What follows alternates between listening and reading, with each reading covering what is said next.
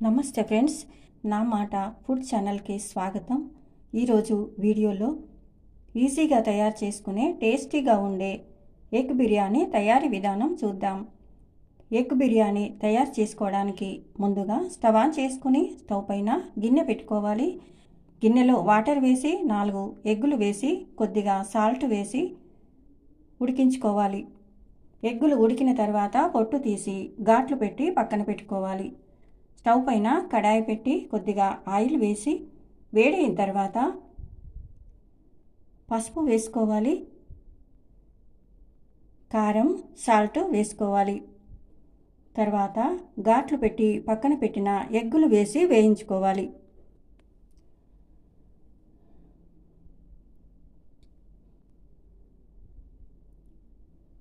ఈ విధంగా కలుపుకుంటూ వేయించుకోవాలి.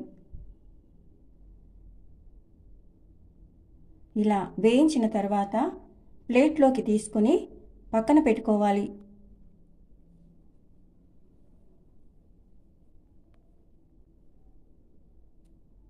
తర్వాత పండిన మీడియం సైజు టమాటా చిన్నగా కట్ చేసుకోవాలి. పచ్చిమిర్చి, ఉల్లిపాయ కట్ చేసుకోవాలి. తర్వాత అల్లం, వెల్లుల్లి, 4 మిరియాలు, 3 లవంగాలు, 2 యాలకులు, దాల్చిన చెక్క, స్టార్, బిర్యానీ ఆకు, బిర్యానీ పువ్వు పక్కన పెట్టుకోవాలి.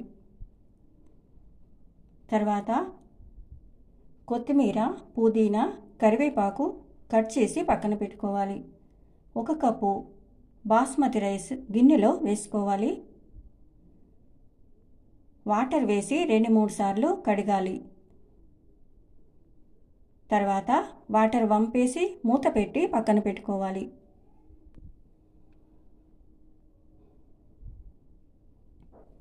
స్టవ్ పైన గిన్నె పెట్టిన తర్వాత తగినంత ఆయిల్ వేసుకోవాలి. తర్వాత సాజీర వేసుకోవాలి. దాల్చిన చెక్క, లవంగాలు, యాలకులు, మిరియాలు, స్టార్ వేసుకోవాలి. బిర్యానీ పువ్వు, బిర్యానీ ఆకు వేసుకోవాలి.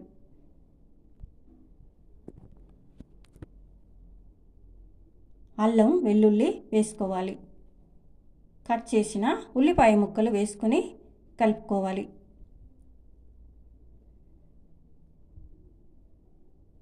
ఉల్లిపాయ ముక్కలు కొద్దిగా వేగిన తర్వాత టమాటా ముక్కలు వేసుకోవాలి. టమాటా ముక్కలు కొద్దిగా ఉడికిన తర్వాత పచ్చిమిర్చి వేసుకోవాలి. తర్వాత ఈ విధంగా కలుపుకోవాలండి. 1/2 స్పూన్ వేయించిన జీరా పౌడర్, 1/2 స్పూన్ ధనియా పౌడర్ వేసుకోవాలి. 1/2 స్పూన్ గరం మసాలా, 1/2 స్పూన్ బిర్యానీ మసాలా వేసుకోవాలి. తగినంత సాల్ట్ వేసుకోవాలి. తర్వాత ఈ విధంగా కలుపుకోవాలండి.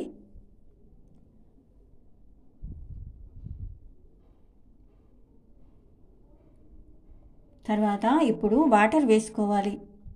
1 కప్పు బియ్యానికి 2 కప్పుల వాటర్ వేసుకోవాలి. ఏ కప్పుతో బియ్యాన్ని తీసుకుంటామో అదే కప్పుతో వాటర్ వేసుకోవాలి.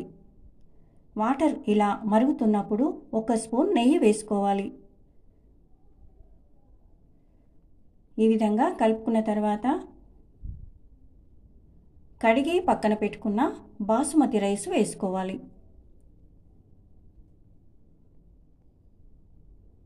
ఇలా కలిపిన తర్వాత మూత పెట్టి 5 నిమిషాలు మీడియం ఫ్లేమ్లో ఉడికించుకోవాలి.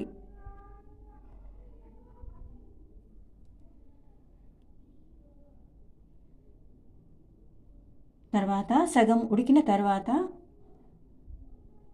నిమ్మరసం వేసుకోవాలి.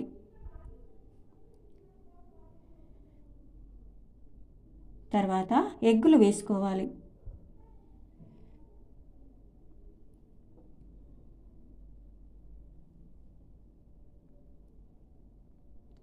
తర్వాత పుదీనా, కొత్తిమీర, కరివేపాకు వేసుకుని కలుపుకోవాలి.